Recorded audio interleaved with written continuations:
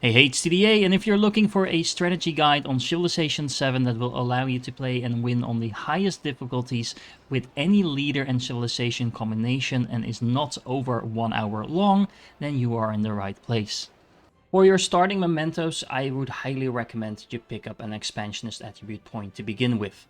The reason for this is that every time when the beginning of the game you're going to be producing a lot of settlers and getting 25% additional production towards getting those out is going to be massively useful in the Antiquity Age. Then for your second memento, I would recommend you either go with a cultural or a scientific attribute point, because those are always good, or you get, for example, something like the bifocals that are going to give you a massive amount of influence every time you complete attack or civic mastery. This is going to add up quite a bit over time. But honestly, feel free to pick for the second memento whatever you feel like is going to match your playstyle or the specific leader that you've chosen, because that's always going to pay off in the long run. That first point you get into one of the other trees is going to feel a little underwhelming at first, because one science or one culture is not going to be massively impactful early on, but keep in mind that it is already a 10% boost though. However, the next points you get after that are going to be much more impactful, and you need to get that first point out of the way anyway. Something a lot of people forget is that you can actually change your mementos every time you change between ages. So once you complete the Antiquity Age and you move on to the Exploration Age, for example, by pressing this button on the bottom corner over here, you can select your mementos and pick something else instead, depending on what you're planning to do in the next age. So let's talk about settling your first city. There's only really two things I think that have a major impact throughout the entire game, and everything else is just min-maxing for minimal gains. Now the first thing you want to double check is whether or not you're on fresh water. Typically your settler will start out on a freshwater tile, that's one of these blue ones over here, but if you're not on one of those tiles, make sure that you found your first city there, because that is going to give you 5 additional happiness and will just make your life a lot easier. And then the second consideration I would highly recommend you keep in mind is that ideally you want to found your first city 1 or 2 steps away from the coast. So actually this position here is perfect, because this does keep the coast within 3 tiles, which means that you can actually build a couple of buildings over here, like ports, that will allow you to produce ships in your city, but it also leaves you with a lot of land around your city to actually build on. Remember, this is probably going to be one of the largest cities in your entire empire, so you want to be able to build a lot of buildings here. Then the first 3 things you're going to want to produce in your first city are going to be a scout, then another scout, and then the third unit being either a scout or a military unit, depending on how many unfriendly independent nations you have around you. Before you start scouting, make sure you find the edge of the map and then start scouting in the opposite direction first, because there's a lot more to explore right over here. Also, don't forget that if you take 1 step, you can still use your search ability, which will explore a lot more things around the map and also will reveal some of these nice little tiles that will give you bonuses once you explore them. When first expanding your city, keep in mind that you want as much production as possible, then food, and then anything else. That's the order you always want to keep in mind when first expanding your city. Now, in order to do that, it might not necessarily be obvious on how to do that. What you want to do is either start with a couple of mines and quarries, for example, with these tiles over here, or start out with a couple of tiles that are going to have cams or woodcutters on top of them. For example, this one over here and this one over here. It doesn't really matter which one you pick, but try to start out with either one or the other initially. And also keep in mind that the choice that you make might depend on the actual resource you want to get. For example, in this case, I'm going to go for the mines because I have iron over here. This is already a very good tile because it has some production on it. And that means that if I place my first expansion over here, after that I can grab the iron over here and I'll have 2 mines to start out with. The reason for this initial focus is that you're going to want to research either pottery first or animal husbandry. Pottery is going to give you the brickyard, which will give you increased production on those clay pits, mines and quarries, while animal husbandry will give you access to the saw pit building, which is going to increase your camps and woodcutters. So if you have a lot of one or the other, then prioritizing the associated technology makes a lot of sense. If you really want to min-max, you could argue that getting animal husbandry first is slightly better, because you also get the passive production on camps and woodcutters straight away. But honestly, once you get one, you are always going to want to pick up the other technology then right after that. So you always want to get pottery and animal husbandry first, so the difference is only going to be minor. Once you have those first two technologies unlocked, I recommend that you go for masonry next, because you're likely to have picked up at least one or two mines or quarries, and this is going to boost your production on those as well. You might be tempted to go for writing instead, but honestly you won't have enough time to build that library for now, so getting access to the library doesn't actually help you at all. Instead, after masonry, go for irrigation, because that will help you expand your settlement limit and thereby growing your empire even faster, and then go for writing. However, you might even want to pick up the mastery for masonry as well, because this is going to give you yet more production on those production buildings. In terms of civics, you always want to get mysticism first, because this will allow you to start a religion and get the bonuses from that as well. And after that, I highly recommend going for discipline, and then maybe even for the mastery of that, because the Gate of All Nations is a super useful wonder. The 2 support on all wars is going to make every war you fight in the entire game a lot easier, and on top of that, the honors policy that you get along with it. If you have any trouble with fighting against the Independents, this is going to pretty much solve that as well. However, I think in general, the order in which you pick up your civics is very flexible and also dependent on what you're actually trying to do. Mysticism first is a no-brainer, but after that, really look at what options you have, whether or not you're going to be getting an immediate benefit from that, and then base your choice on that. Don't forget to check out your civilization-specific civics as well, because some of these bonuses are extremely strong, and you definitely want to pick all of them up, but again, the order in which you pick up your civics might depend on what you're trying to do in the short term. Once you get mysticism unlocked and you get to pick your belief for your religion, there is a lot of good options to pick from. I really like going for the influence, because this is a resource that is pretty hard to get otherwise, but there are quite a few good options. The fertility rights is almost always taken in my experience, but it's a good way to grow your cities. The same goes for the Goddess of the Harvest, honestly, but also getting God of the Sea, if you did settle close to the coast, is a very valid option for some additional production. God of the Sun is kind of just a free-for-all, get a little bit of everything straight away. It's not dependent on anything else, so it's a nice little bonus. And last but not least, stone circles will boost your clay pits, mines, and quarries a lot. So if you have a lot of those, like I have in my current starting position, this can give you a pretty major boost to your production as well. Once you get that third unit out, the next thing you want to be producing is either the brickyard or the sawmill, depending on which technology you picked first. The reason we're focusing on production so much over, for example, food, is that food by itself is not going to actually give you anything. Sure, it will make your city grow faster, but if you're just growing your city to get even more food and then growing your city more, etc., you're not getting anything else in return. In the meanwhile, if you focus on production, you actually are able to do everything else a lot faster. You can produce more units, you can produce more settlers, you can produce more buildings that will actually give you more food, etc., etc. It's really the bottleneck for the scaling up of your entire empire. In terms of your social policies, initially you want to start out with tool making for that extra production and science, but later on make sure you swap that out as you get more powerful options instead. In terms of what government to pick, I would recommend you go either with despotism or oligarchy if you want to play it safe. Food and science is always going to be good. You're probably going to be producing some units anyway, and you're always going to be producing buildings. Classical Republic is not bad, but it might be hard to time the additional production to wonders with the actual moment you want to start building those wonders. City planning is important in any Civilization game, but especially in Civilization 7. Luckily, it's also pretty straightforward. There's only a couple of things you need to keep in mind. Production and science buildings want to be next to resources. So for example, these two tiles over here are next to 2 resources and would make a perfect location for science and production buildings, at least the ones that give you adjacency bonuses. For example, the brickyard that we're building in the beginning doesn't get any adjacency bonuses. It doesn't matter where you place this, so make sure you don't place it in some of the locations that might be better optimized for something else. Similarly, your culture and happiness buildings want to be next to mountains. So for example, I have 2 mountains over here and then another one over here, which makes this a perfect spot for some culture or happiness buildings because there's 2 mountains next to it, and the same holds for this location over here. And then finally, your gold buildings want to be next to coasts or rivers. So for example, this location over here would have 3 coastal or river tiles attached to that, so it would be perfect for a gold building.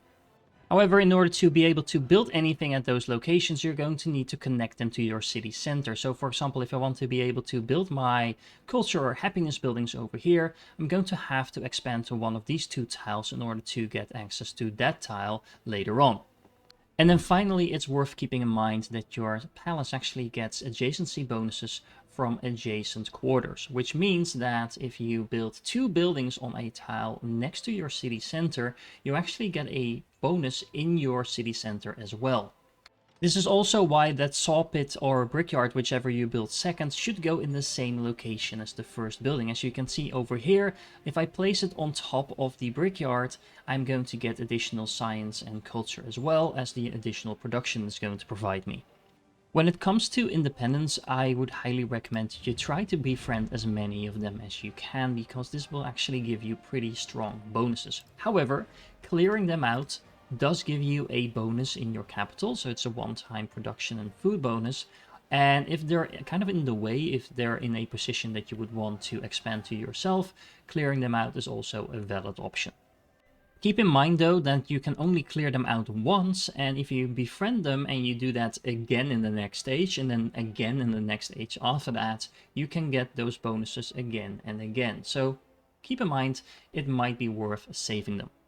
Once you get those first two production buildings up and running, you want to start producing 3 settlers. You want to expand to a total of 4 settlements as quickly as you can. Now, however, you want to do that without actually losing those settlements, so you might need to produce a couple of units as well. Once you start getting those settlers out, you pretty much want to ignore the suggestions that the game gives you, because honestly the game is not very good at prioritizing where you should place your cities down. All it looks at is whether or not there's a couple of resources nearby, and then it will suggest to place your city in between those, which by itself is not the worst suggestion, but you can definitely do better by spending a little bit of attention and planning in this particular phase. Now, when selecting the location for your first few new settlements, you want to keep in mind that everything that is good for your initial capital is also going to be good for those first few settlements, because you're going to want to turn those initial towns into cities later on. Now, that means that ideally you want a couple of resources close by so you can get those bonuses to production and science. You also want a couple of mountains close by, because that is going to give you additional bonuses to the happiness and culture buildings. If you can also place those settlements somewhere close-ish to the coast, close enough to actually be producing boats in them, that is going to majorly benefit you in the exploration age as well. So all of that taken into consideration, if you look at this specific region over here, it has everything I want. It has resources close together, it has a couple of mountains, and it's close to the coast. So a settlement somewhere in this region is going to be majorly beneficial. And of course, if at all possible, you want to place that settlement down on the fresh water as well for the happiness bonus. To optimize this even further, you want to keep in mind that your city can work any tile that is within 3 steps away, so you do not want to build your new towns too close to your existing settlements, because that's just going to make sure that they get in each other's way later on. So you want to have at least 4 or 5 tiles, ideally even 6, between your settlements before you start placing anything down. Now, last but not least, also take note of where the other civilizations are, because you might want to initially expand into that direction to make sure you claim that territory for yourself before the other civilizations do.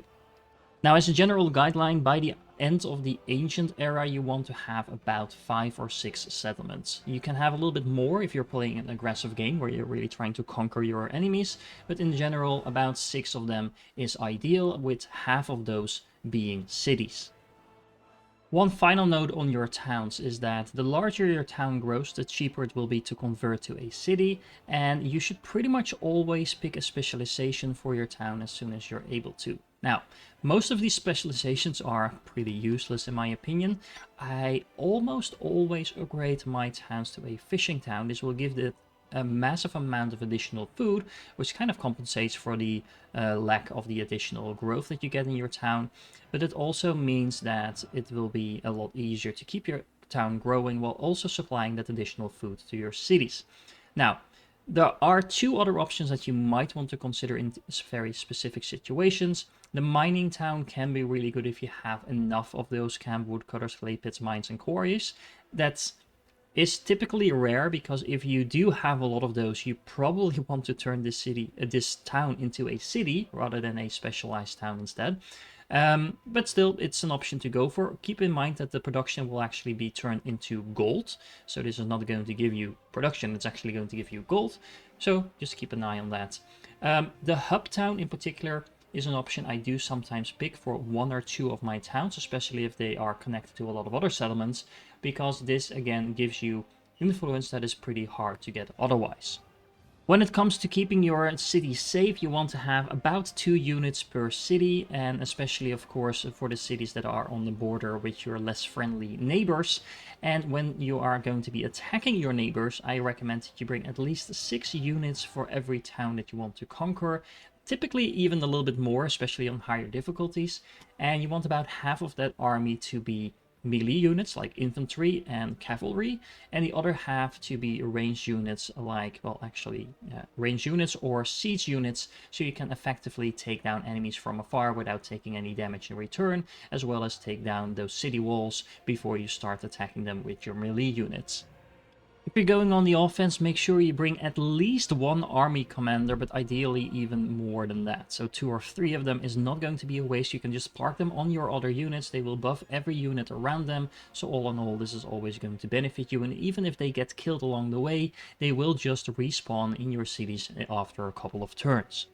When it comes to upgrading your commanders, I pretty much always recommend going through the assault tree first, and then picking either the left or the right side depending on what special units you're currently using. In this particular playthrough, I was playing with the Mongols in the Exploration Age, so I went through the left side because that includes the upgrades for the cavalry units. But if you're playing something that has a lot of ranged units, for example, then going through the right side is perfectly fine as well. Once you get down here in the bottom node, you will be able to select a commendation, and I pretty much always just pick order, which is a flat bonus to all the land units in the command radius, which is going to be a massive bonus through anything you're doing, whether or not it's attacking or defending. Speaking of defending, if you are playing a peaceful game, you might be inclined to go through the Bastion tree instead, because this gives defensive bonuses. However, you're going to be attacking your aggressors anyway, so you might as well just pick this up and then have use for that, both when you're actually going to be defending yourself, as well as when you bring your fight to the enemy. The main reason for this is that the initiative upgrade that is the start of this tree is super useful for either offense or defense. You can just have all your units inside of your commander, unpack them when you need them, and then have them attack straight away. The final node in this tree is going to give them the first strike ability, so once you do unpack, they will be on full health. They will get the +5 combat strength from this on top of that, and then also get the +5 from order, which is going to give them a whopping +10 bonus on the first attacks that you do in every single fight, whether or not it's going to be on the offense or the defense. That is just going to cripple your enemies. Once you get a little bit more experience, it becomes less obvious what you should pick next. There is a very good case to be made for the leadership tree, because the first node gives you a 5% increase to all yields, so if you're playing defensively, this is just going to give you a flat bonus to everything you're doing in one of your largest towns, so that could be really good. However, the rest of this tree is a little bit lackluster in my opinion. I personally really like going for logistics, because the additional gold is going to add up over time, and all the other bonuses, for example the unit slots and faster reinforcements, are going to make your army a lot better on the offense as well. However, you could also make a very good case for the Bastion tree, because all of these defensive bonuses do add up, and the Resolute bonus at the bottom of this is actually going to help you keep your units alive, whether you're on the offense or the defense, because they will heal after every single attack. So just pick what fits your playstyle the best. Once you do reach the end of the second tree, however, I almost always pick the merit upgrade next, giving you a +1 command radius range to apply all the bonuses that you got in the meanwhile to even more units is obviously a very strong option. So let's talk about victory conditions and optimizing the first ancient era.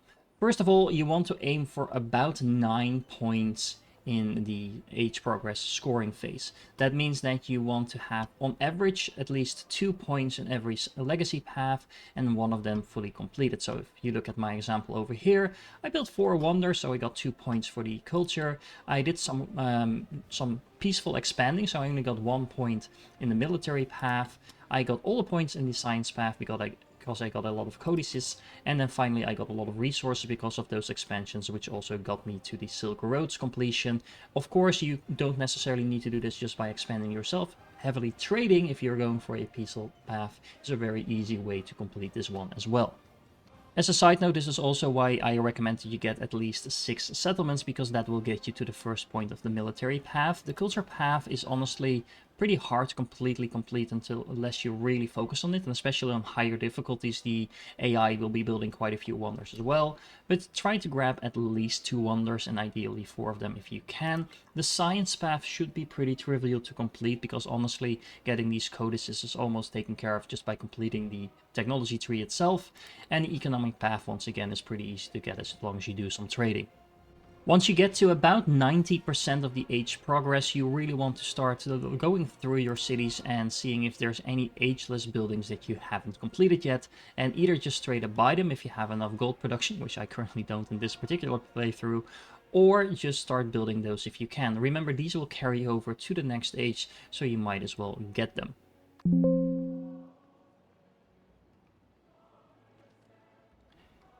If you already have most of those agents buildings that are going to be useful later on, then you might want to focus on producing a couple more army commanders. This might seem a little bit strange because you're not going to be using those army commanders in this particular age anymore, but these will carry over to the next one, and they will get a little army to go along with them once at the start of your next age as well. So producing a couple of these is typically really cheap, especially if you haven't really produced any of them yet, and they are going to be permanent. If you find that you need a little bit more time in this age to really optimize it, you might want to hold off from assigning, for example, the last few resources that you need for your legacy path completion. Remember, every time you go through one of these milestones, this will give the current age a boost. So if you can hold off on doing that, that will make sure that you get more time to do other stuff. Of course, that's going to be a lot harder. You don't want to hold off on production of wonders, for example, because otherwise one of the other civilizations might steal them from you. You can't really hold off on expanding either. And the science production itself is going to be very useful to begin with. So in the ancient era, I think the only valid way to delay the end of the age of the era is by delaying allocation of some of your resources. At the start of every age, you're going to need to select your legacies, and hopefully you got plenty of points to spend. Now, the weird thing is that typically the 2 cost options are worse than just picking 2 attribute points instead, at least in my opinion. There are a few exceptions sometimes. For example, I really like having additional settlement limits, but generally speaking, the double cost option are just not worth it. For example, the Wonders Heritage over here, sure, getting some additional culture and happiness on your wonders is going to be pretty useful, but how many wonders do you actually have? Probably less than 10. So this is just a minor bonus to culture and happiness, while getting a cultural attribute point can add up to way more than that, especially if you already have a couple of attribute points in there. Similarly, options like keeping all your cities from the previous age sounds really good, but if you look at your towns, you can very easily and very cheaply convert them back to cities anyway, so it's just going to save you a couple of 100 gold at the most. Now, strangely enough, on the other hand, the option to change your capital is actually usually worth it, because upgrading your one of your towns to the capital will mean that your original capital will remain a city, while the town being upgraded into your new capital also becomes a city for free. It doesn't cost you to do anything, and usually there is no downside for switching your capital. Okay, so let's talk a little bit about the exploration age now. This age is going to be all about getting settled in the distant lands, as well as spreading your religion across the world. Because of this, at the start of the age, the first thing you want to do is buy yourself or build yourself a couple of ships and start exploring. What you're looking for are these islands that are slightly outside of your normal territory. There's going to be a couple of tiles of ocean in between, and you're specifically looking for any islands that contain resources that will create treasure fleets when connected to a coastal settlement, and then settle on these islands as soon as possible. That means for technology, you have a very scripted way of progressing through the technology tree pretty much every single game. First of all, you want to pick up cartography because that will allow your settlers to actually enter the ocean so you can actually go and settle those distant lands. Then you want to go for machinery so you can actually get the sawmill up and running to get yourself an additional production boost. Then you want to get astronomy to get your observatories going and fix your science, and then you want to start working your way towards shipbuilding. Even though the actual technology doesn't tell you this, the shipbuilding technology is what will let your treasure fleets start spawning. Once you have your villages in distant lands along with the associated resources as well as the shipbuilding technology, there is one more thing that you need to do before those treasure fleets start spawning, and that is making sure that you have a fishing key in that village as well. Just basically connect it to your trade network to make sure those treasure fleets will actually start appearing. Once they do, all you need to do is sail them over to your main country and then press the button that will appear over here that allows you to unload their cargo and give you the points that you deserve in order to get the legacy path completed. If you actually plan on completing the entire legacy path for the economy, then you're going to need about 4 of those resources in your villages in distant lands to get enough of those treasure fleets to be able to complete this before the actual age will end. Keep in mind though that you don't necessarily need to complete those treasure deliveries until the end of the age, so if you want to buy yourself a little bit of additional time, you can just stock up on all your treasure fleets like I've been doing over here, and then once the age is about to end, just deliver all of them at the same time and basically boost your way through the economics legacy path in a single turn. If you focus on those distant villages on those islands, that means that the military path is going to be very trivial in this particular age. You only need to have 2 settlements on those islands and spread your religion to them to get the initial 4 points that you need for the first completion of the military path. And then if you can get at least 2 more of those settlements, then getting the second will be very trivial as well. If you can conquer just 1 of the settlements of your enemies on the different islands, that is already enough by itself. If you also spread your religion to it, that is to complete a single point in this tree. So keep that in mind if you are looking for some additional points in the exploration age. Speaking of religion, that brings me to the culture tree, because in order to complete the culture tree in this particular age, you're going to need 12 relics in your empire. Now, getting about 4 or 5 relics is pretty trivial because a lot of them are being gained from the masteries in the Civics tree, but you're going to need your religion to get the other half. That also means that the first civic you want to discover is piety, because that allows you to build a temple, and the temple will then allow you to build missionaries to start spreading your religion. When picking your beliefs for your religion, the main one is going to determine how you're going to get those other half of the relics. I really like picking the option for the first time conversion of the city-state. That's going to give you 2 relics for every city-state that you convert the first time. If you have only 3 city-states around the world in which you can do that, and especially if you've been following my advice and making friends with them anyway, there should be at least 2 or 3 of them out there. That's already going to give you half of the relics that you need in order to complete the cultural legacy path.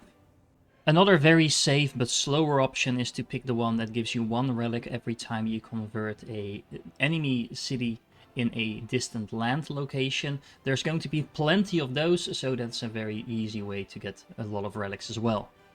I wouldn't worry too much about the founder beliefs. This is going to give you an additional bonus for every settlement outside of your own civilization that follows your religion, but it's going to be really hard in keeping these bonuses intact because the AI is very actively trying to convert every single city around the world, so you're going to have to invest a lot of time and effort to keep these bonuses if that is what you want to do, and it's generally simply not worth it. However, the enhancer belief can be very useful. This is going to give you a bonus in your own cities. I really like Sanctum, which is giving you an additional relic slot in all your temples, and that basically means that you no longer have to worry about having enough space to store all those relics.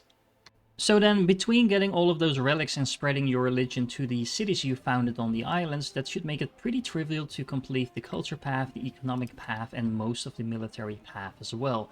That leaves the science path, and that's actually kind of an odd duck in this particular age because it has no relation to distant cities or religion at all. All it requires you to do is have 5 districts that have a total yield of 40 total. That is actually a lot, but if you kept in mind my guidelines in the initial ancient era for the location of your buildings, this should be pretty easy to get as well, and you will pretty much automatically get this near the end of the age as well. Just remember to place your science buildings next to resources, your food buildings next to water, and your happiness and culture buildings next to mountains, and probably you should be getting that science legacy path completed by default. You can see, for example, over here, placing a bazaar in a good location already gives me 12 gold. A hospital will give me 14 food. I get some additional bonuses because they're next to other buildings as well. And if you stack a couple of specialists on top of that while you're expanding your city, that should make it pretty trivial to get to that 40 in a couple of places in your cities. Because at this point your cities will have grown so much, you're probably running out of space to expand naturally anyway, and adding some specialists to the existing quarters that you already have will give you massive bonuses. So you can see, for example, if I place a specialist over here or over here, I'm going to get almost a 10 production bonus just from the specialist alone. You should ignore the minuses, that's just the upkeep on the specialist itself. So placing 2 specialists in a tile like this by themselves will all give me a production of 20. So then the buildings themselves only need to produce another 20 to get over the 40. You can see, for example, over here, even with just a single specialist on this tile, I'm already up to a production of 43.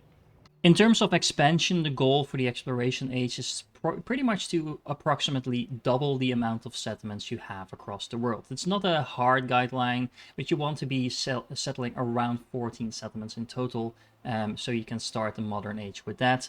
Because at the start of the modern age, you get a little bit more settlement limit again, so you should be fairly safe if you go slightly over your settlement limit as well. Along with those 14-ish settlements that you should have, about a third or a little bit more than that should be cities. So about 5 or 6 cities is a nice amount to aim for.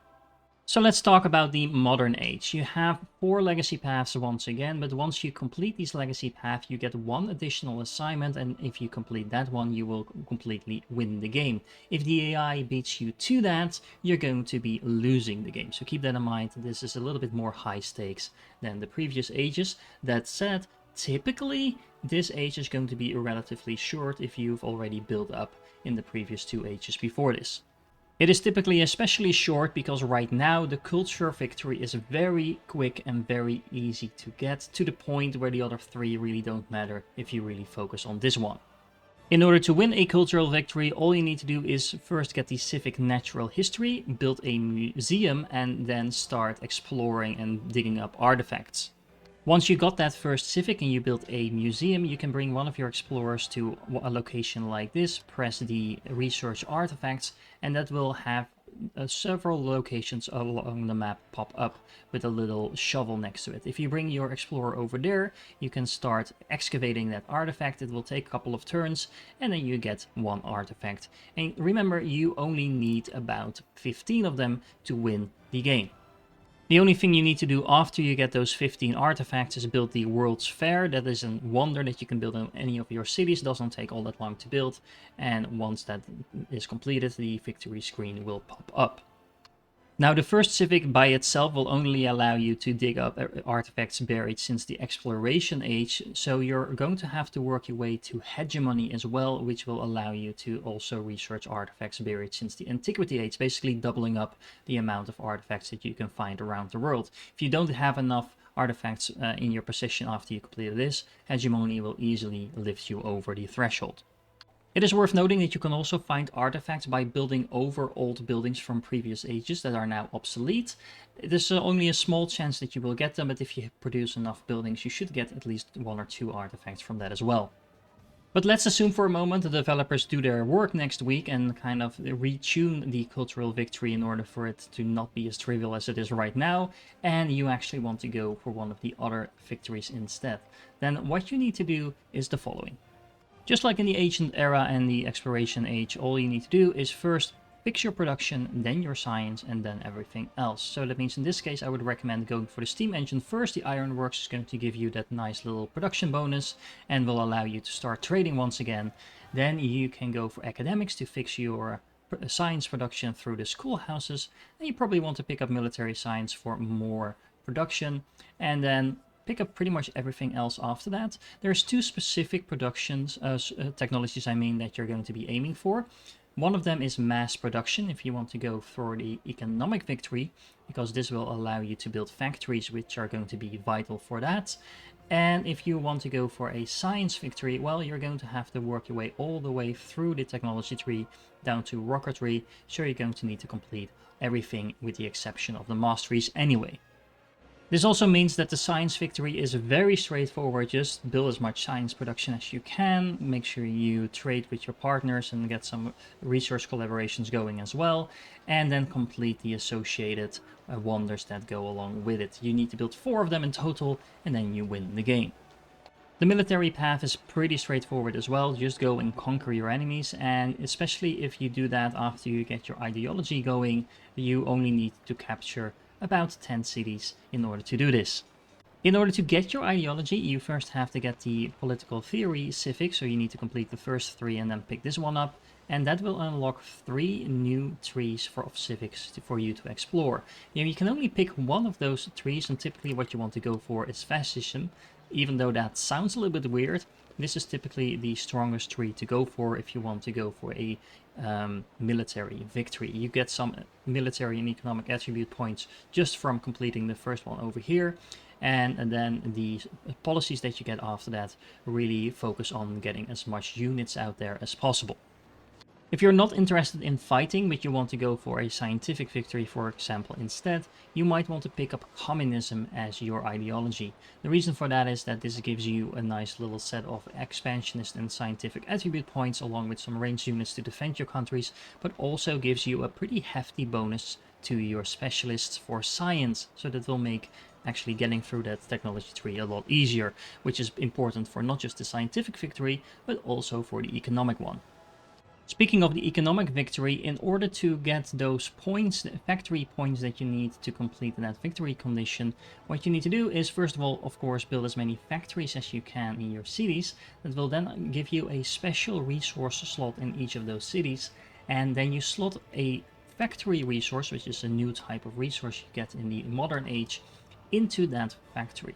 Now that means that you can only have a single type of factory resource in a single settlement. So for example, over here I dedicated this particular city to coffee and slotted in as many coffee resources as I could. You can still combine these with other resources as long as they are not factory resources. So for example, over here in this city you can see I focused on fish. I only have a couple of these anyway, so I slotted in some other random resources to buff the city up further, but it does mean that this city is only going to be producing a couple of points per turn, while this city is going to be producing 3 times as much. I do have to say, I think that in the modern era, getting the economic victory is probably the hardest one to do, mostly because you need 500 of these Railroad Tycoon points, which is going to take a fair amount of time to get. You're going to need quite a few resources in order to speed this up as well, so you're going to really need to make sure that you have those resources either in your own lands or trade for them very actively. Assign them to the correct cities, make sure you optimize those cities to generate as much points as you can, and then once you actually get those 500 points, you're not done yet, because you also need to complete the World Bank. That means that you're going to get a special merchant unit that you need to bring to every capital around the world, place a World Bank in there, and once you have that in every single capital around the world, then you will have won the game. If you follow this advice, you shouldn't have too much trouble getting insane scores on either Immortal or Deity difficulty, or of course even better scores if you play on a lower difficulty instead. Now, I think the AI is strongest in the Antiquity age. Usually they get quite a few legacy points themselves in that particular age. And I also typically try to focus, if I do any warfare, to focus on the strongest AIs out there. If, for example, you see Napoleon pulling ahead, then picking a fight with Napoleon is probably going to be a good idea, assuming you can actually win, of course. Because if you can take a couple of his largest cities, that does mean that you pretty much just take out your largest competitor, and it should be smooth sailing for a victory after that.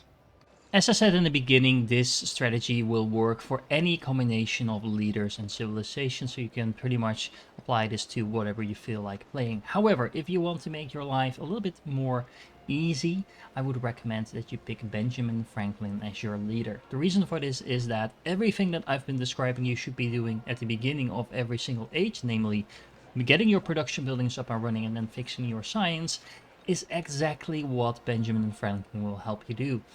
50% production towards your production buildings means you can get the production up and running a lot quicker, and then also getting additional science on all of those production buildings is kind of just going to fix your science by itself. Of course, you're still going to need your science buildings, but yeah, this is going to go a long way towards helping you with all of those basic things you want to be doing anyway. Then if you want to give yourself an even easier time, start with the Mayans first. The Mayans are completely broken in my opinion because they have this special building, ageless science building that can give you up to at least 5 science very easily, and even more than that if you have a couple of wonders nearby, per building that you place down. This is effectively going to entirely skip the initial science buildings that you need to place down at the beginning of the age, because you will already have a similar building in place. So you're going to have a massive science boost at the beginning of every age. And then of course on top of that you can still build the normal science buildings to boost yourself through the technology tree even faster. Honestly, it gets really crazy if you combine these two with each other, but just the Mayans by themselves are very, very powerful with any leader. Now, on top of that, the Mayans will actually automatically unlock the Hawaiians in the exploration age, which I think are very strong as well. The reason I think the Hawaiians are also really strong in the exploration phase is similar to the Mayans in the ancient era. That's their special improvement in this case. So this will give you additional food and production, which is ageless, so you're going to get in the next phase the production up and running right away. Remember, this is an improvement, so you can build multiple of these if you want. And then on top of that, if you place them next to a couple of farms, you're going to get some additional culture as well. So if you combine those two, you have the science from the Mayans and then the culture and production and food from the Hawaiians. At the start of the modern age, you're pretty much going to have everything you need from the get-go without having to build a single building. It's kind of like playing the game on easy mode, even if you're playing on Immortal or Deity difficulty. Anyway, I hope you found this guide useful. If you did, make sure you like the video and subscribe to the channel for more. And if you have any additional questions, also feel free to ask them in the comments. I do try to read all my comments and answer to any questions that will be in there. If you are still here, you're awesome, and I do hope to catch you in the next one.